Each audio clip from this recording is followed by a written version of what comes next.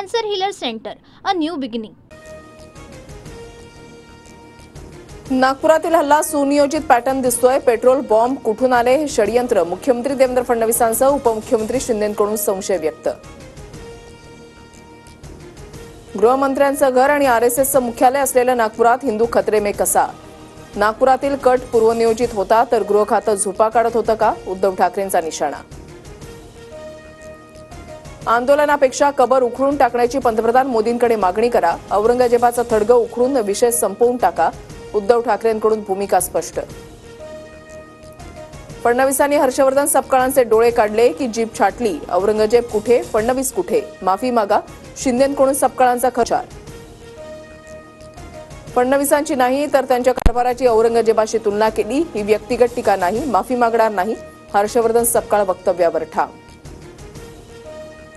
नागपूर दंगली दरम्यान हल्ल्यामध्ये 33 पोलीस, 4 डीसीपी जखमी. पोलीस अधीक्षक शशिकांत सातव यांच्या पायाला फ्रॅक्चर. निकेतन कदम यांच्यावर कुऱ्हाडीनं वार केल्यानं जखमी तर डीसीपी अर्चित चांडक यांच्याही गुडघ्याला गंभीर दुखापत.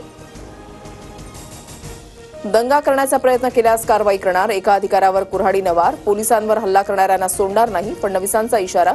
जखमी पोलिसांच्या प्रकृतीची विचारपूस. नागपुरात भडकलेल्या हिंसाचारानंतर पोलिसांचा रूट मार्च. शहरामध्ये एकूण 11 ठिकाणी संचारबंदी लागू. आतापर्यंत 47 जणांना अटक.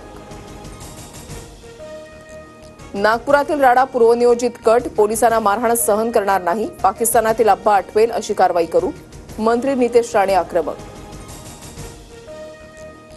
छावा कादंबरी 60 वर्षांपूर्वी आली पण औरंगजेबाच्या कबरीबाबत काहींना आता जाग आली. पदाधिकाऱ्यांच्या बैठकीतून राज ठाकरेंचा भाजपला टोला. खुलताबादमध्ये औरंगजेबाच्या कबरीची जिल्हाधिकारी दिलीप स्वामी आणि पोलीस अधीक्षक विनय कुमार राठोड यांच्याकडून पाहणी. नागपुरातल्या तणावाच्या पार्श्वभूमीवर सुरक्षेचा आढावा.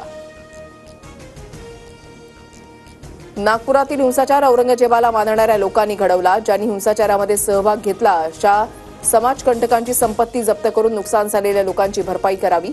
विश्व हिंदू परिषदेची सरकारकडे मागणी. शिवरायांबद्दल आक्षेपार्ह वक्तव्य केल्याप्रकरणी प्रशांत कोरटकरला अटक होणार. कोरटकरचा जामीन अर्ज कोल्हापूर सत्र न्यायालयानं फेटाळला.